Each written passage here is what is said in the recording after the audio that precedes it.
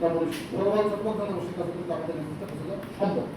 এবং আমাদের কিন্তু লোকজন মানে এবং যখন রেফিউজি আন্দোলনে দেওয়া হয় আপনাকে আমরা আসলে বিভাগে আমাদের সবচেয়ে বেশি লোকজন আসলে আমাদের স্বাস্থ্য গভর্নমেন্ট স্বাস্থ্যকর্মীরা যাতে বাড়িতে যখন যাবে ওরা স্বাস্থ্যকর্তার পাশাপাশি এই গণভোট সম্পর্কে এটা হচ্ছে যে ওরা আমাদের যে এইচআই এবং এইচআই যারা আছে স্বাস্থ্য পরিদর্শক তারা কিন্তু মিটিং করছে তারা।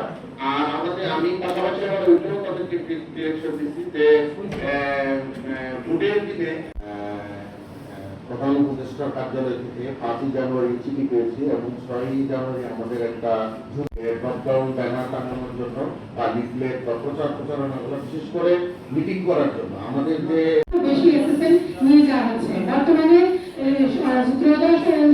জুলাই সনদের বিপক্ষে যাওয়ার তো কোনো সুযোগই নাই, কারণ সবাই তো ওখানে দস্তখত করেছে। কীরকম রাষ্ট্র চাই সেই কথা তারা স্বীকার করেছে, কী ধরনের বিচার ব্যবস্থা চাই সেটা তারা বলেছে।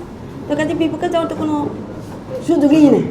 আমি আপনাকে উল্টো প্রশ্নটা করি, গণ আন্দোলনে যে সন্তান মা হারিয়েছে, যে মহিলা তার স্বামী হারিয়েছে, যে সন্তান তার বাবাকে হারিয়েছে, আপনি তার পক্ষে থাকবেন না তার বিপক্ষে থাকবেন? রাষ্ট্র তার দায়িত্ব নিয়েছে, কাজে এটা তার ফরজে কাফায় একেবারে, এটা তাকে করতেই হবে। কাজে এখানে অন্যায়ের কিছু নাই, সকল দল এখানে দস্তখত করেছে। কাজে যা হয় একমত যেখানে সেখানে আমার মানে এটা আইনের মধ্যে পড়ছে না বেআইনের মধ্যে পড়ছে এই প্রশ্ন তো অবান্ত। গুজব তো অনেক, আমি তো চাক্ষুষ দেখি নেই কিছু। আপনি দেখেছেন চাক্ষুষ? দেখি গণমাধ্যমে তো অনেক কিছুই প্রচার হয়, সবগুলো তো আর সত্য না।